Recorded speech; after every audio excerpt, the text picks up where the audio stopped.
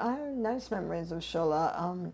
Partly I didn't want to go, of course, because it was in the afternoon, and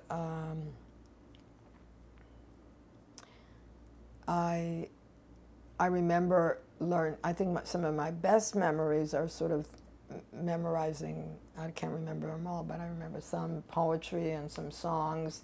I think that was the thing I loved best. I think my introduction to loving poetry and literature came from Yiddish very much.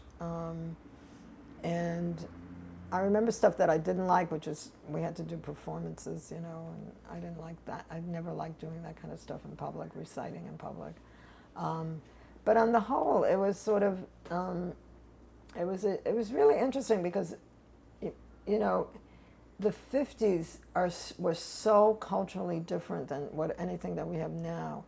I mean, there was no bridge between that public school and that shul. In public school, we did Easter, even though it was like 98% Jewish.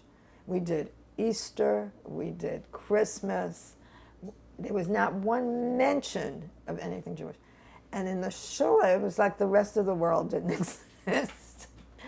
And why aren't you speaking to everybody in Yiddish was the kind of thing. So it was sort of, but it was more Hamish, in the shul. It was looser. I was less well behaved. You could fool around more. But I took it as part of my life. I mean, it was something that I understood I needed to do. And I graduated and went on to middle shul, which was also, that was really a struggle when I think back on it, because the Arbeter Ring Middle Shule was on Saturday and Sunday downtown, which meant I was in school 7 days a week.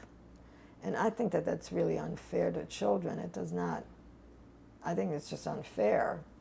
And I don't think it builds goodwill, to say the least.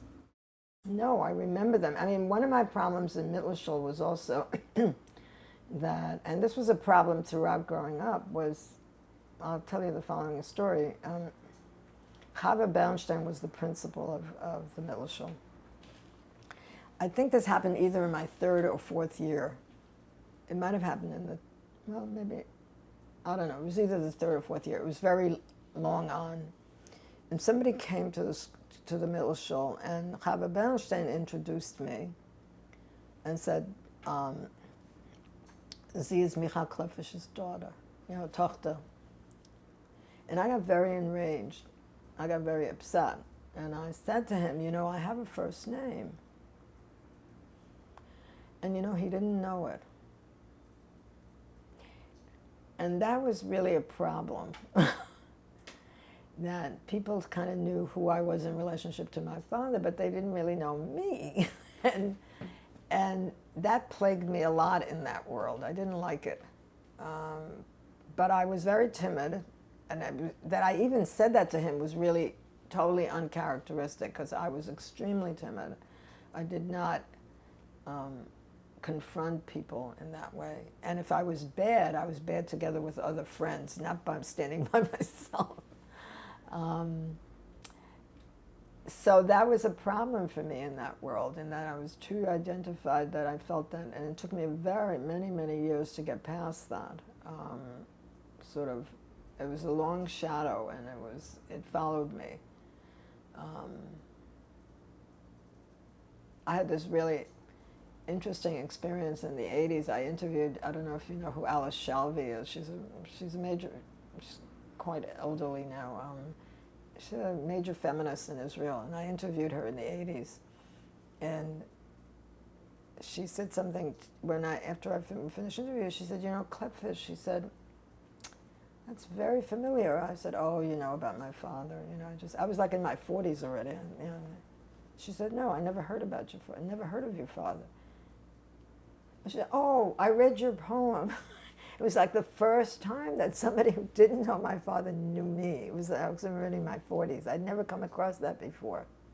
It was very, very strange.